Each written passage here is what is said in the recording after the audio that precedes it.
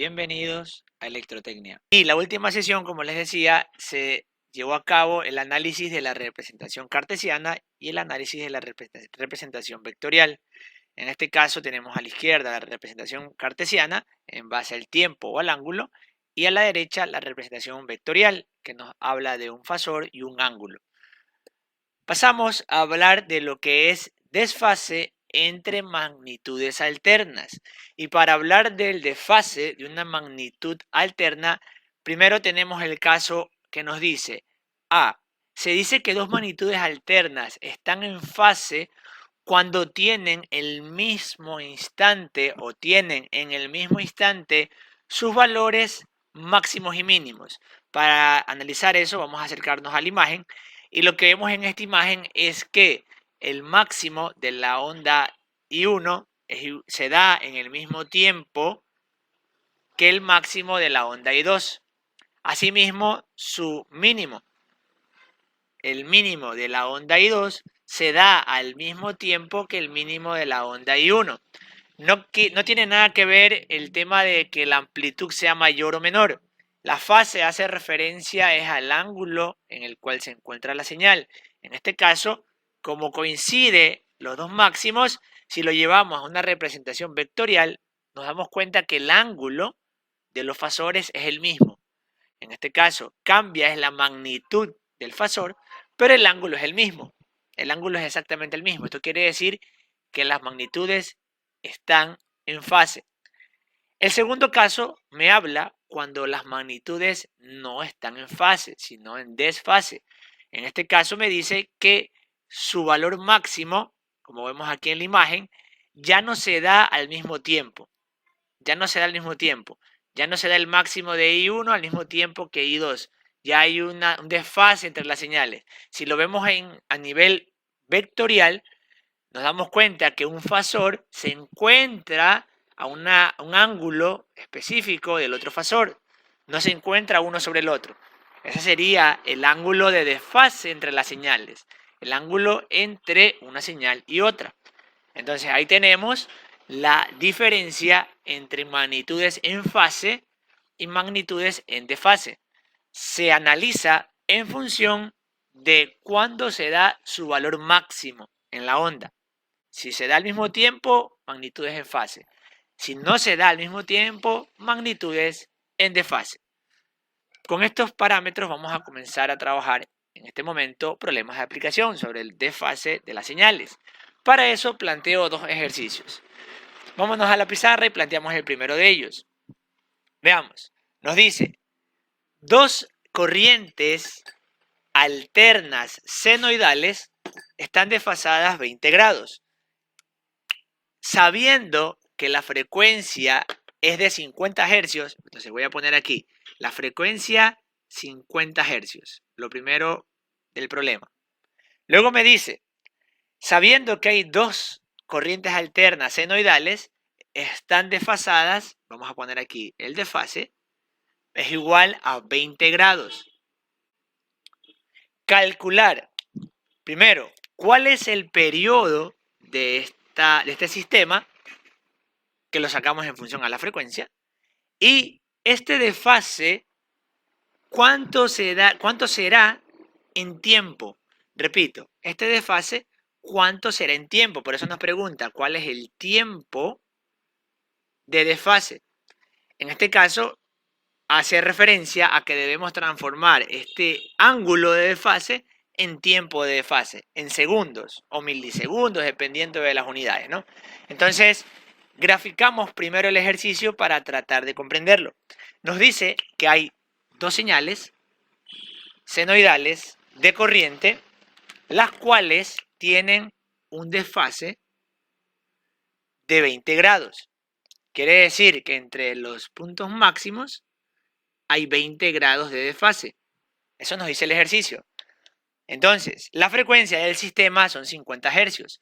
Primero calculemos el periodo. Para el periodo, sabemos que la fórmula nos indicaba que es el inverso de la frecuencia. Entonces, el periodo podemos decir que es 1 sobre los 50 hercios.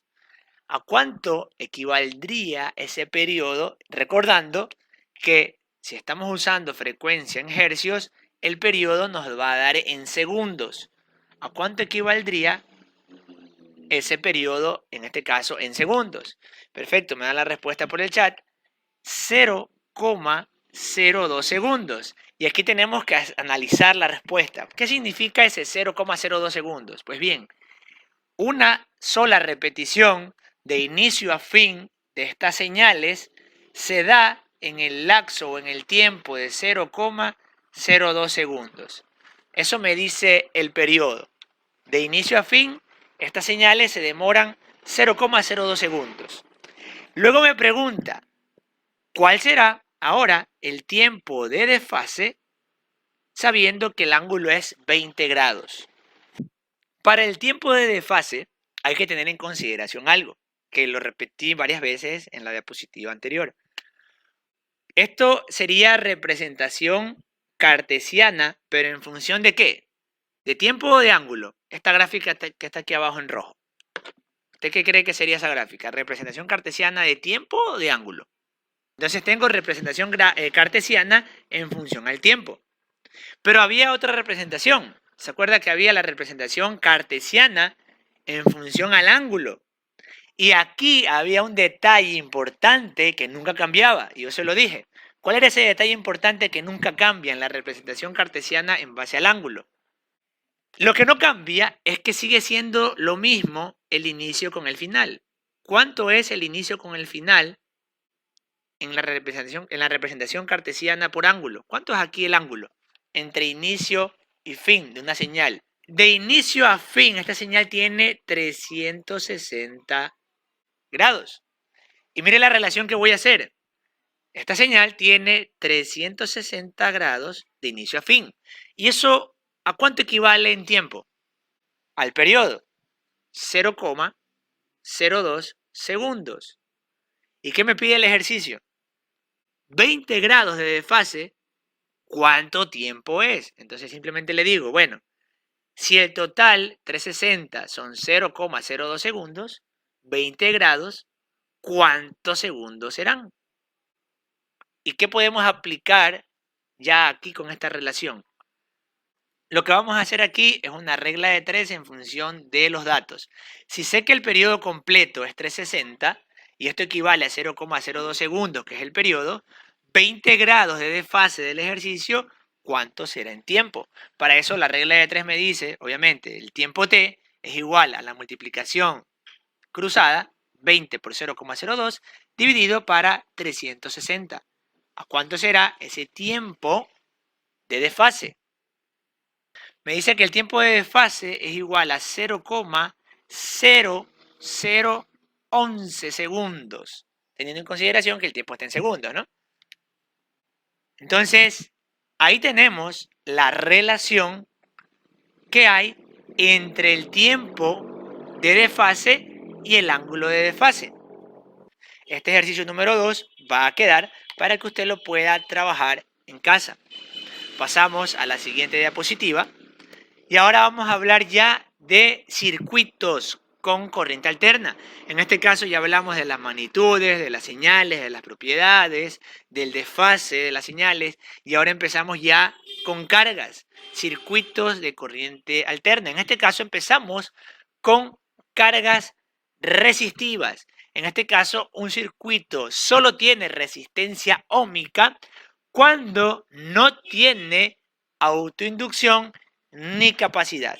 Y recordemos que la autoinducción la dan los inductores y la capacidad los condensadores. Entonces, al conectar una resistencia R a una tensión alterna senoidal de valor eficaz V y frecuencia F, obtenemos lo siguiente.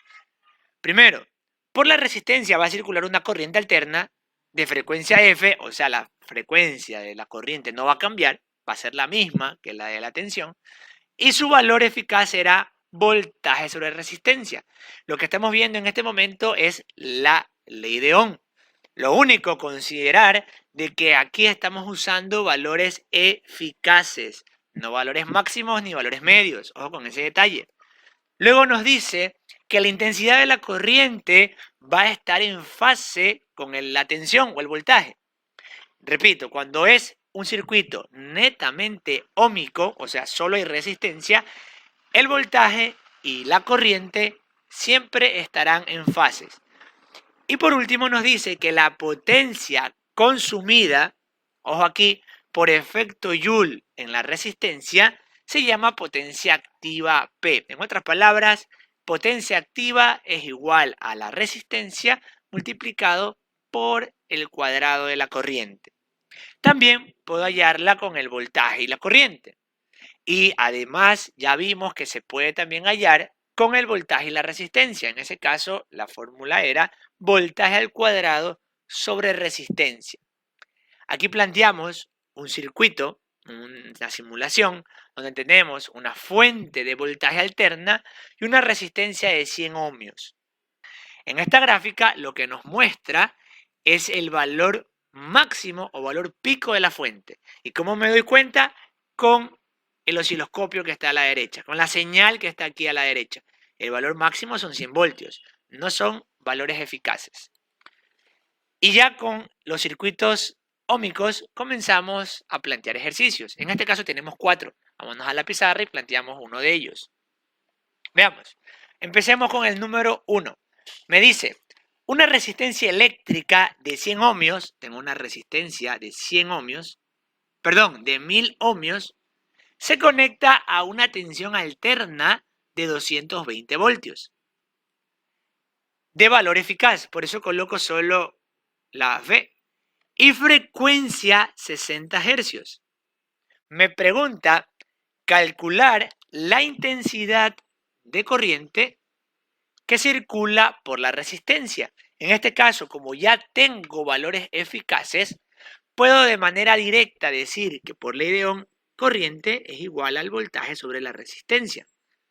Ya puedo reemplazar directamente los valores porque ya me dieron valores eficaces. En este caso, voltaje son 220 voltios dividido para los 1000 ohmios, que es la resistencia.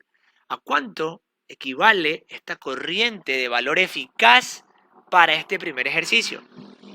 Tenemos una corriente, me dicen, de 0,22 amperios, voltios, ohmios, amperios. Recuerde las unidades. Sería 0,22 amperios. Ahí tenemos el problema número 1. Pasemos al número 2. Movamos un poquito para arriba el ejercicio para poder leerlo y lo planteamos abajo. Vámonos al problema, bueno, no al 2, vámonos al número 3. Me dice, a una red de corriente alterna de 230 voltios, vamos a poner aquí una división, y frecuencia 50 hercios, se conecta una plancha eléctrica de resistencia 100 ohmios.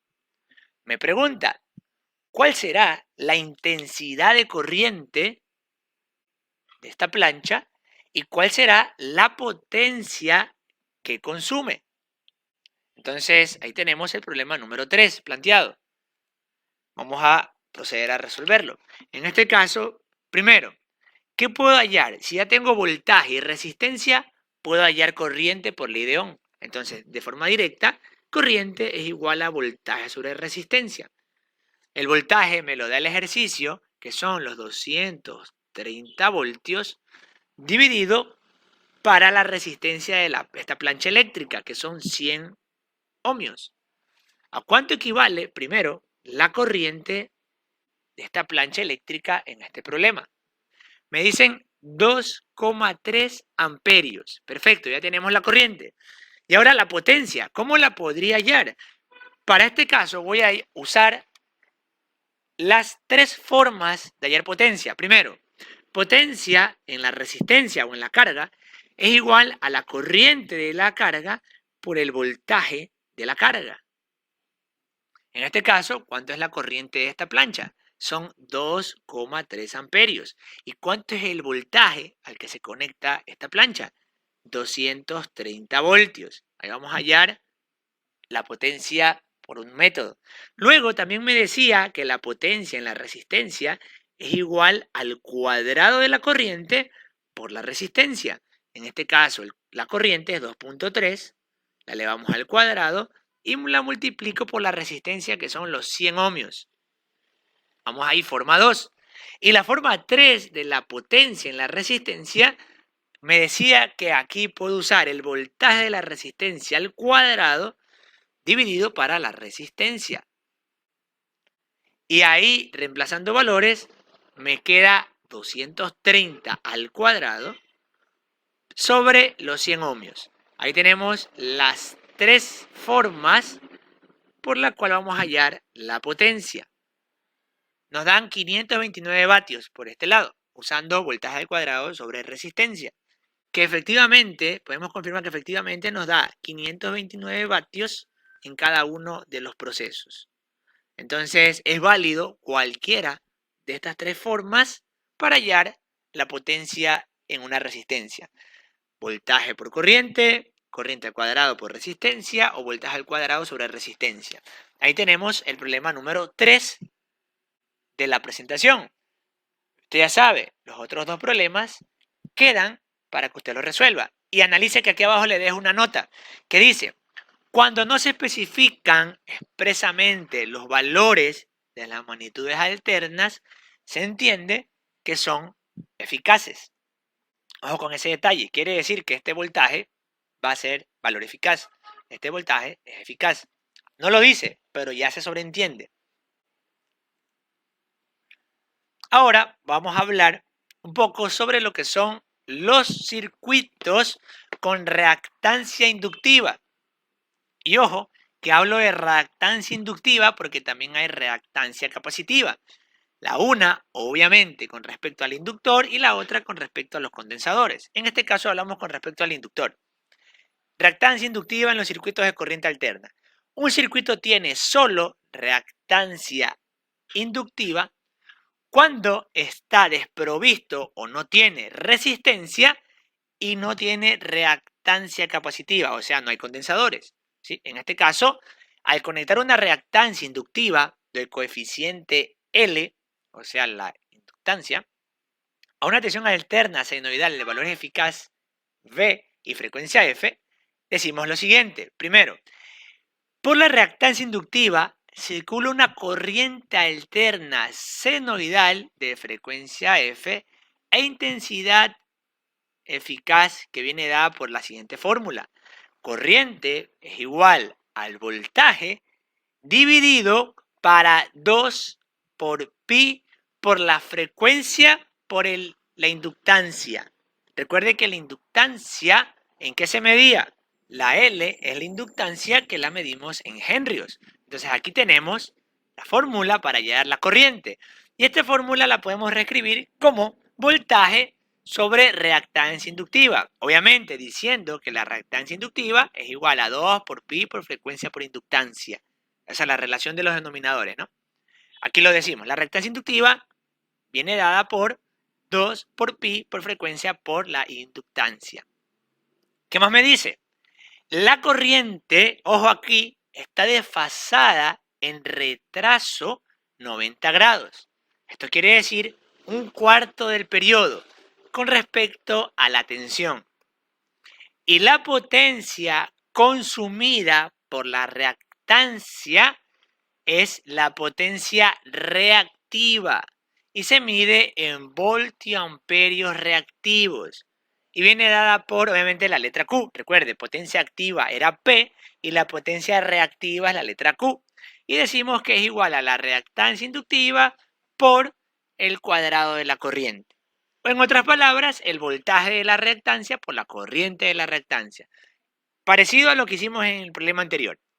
Y ya mostramos aquí un gráfico donde vamos a acercarnos un poquito para primero ver acá el sistema. Tenemos una fuente de corriente alterna con una inductancia.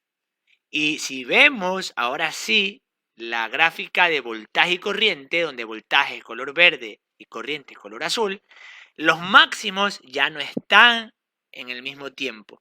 Se han movido, se han desfasado. ¿Cuánto? Aquí me dice, se da un retraso de 90 grados o un cuarto del periodo. En la otra gráfica ya podemos ver una representación vectorial y aquí nos damos cuenta que la corriente con el voltaje están separadas 90 grados. Si usted tuviera una animación, esto va a girar siempre el voltaje y la corriente con una separación de 90 grados. Ahí tenemos la representación vectorial y la representación cartesiana. Obviamente aquí en función al ángulo y acá en función al tiempo, porque aquí tengo tiempo en la parte de las abscisas. Entonces ahí tenemos lo que es por ahora circuitos de corriente alterna con reactancia inductiva. Hasta aquí el video de la sesión. Muchas gracias.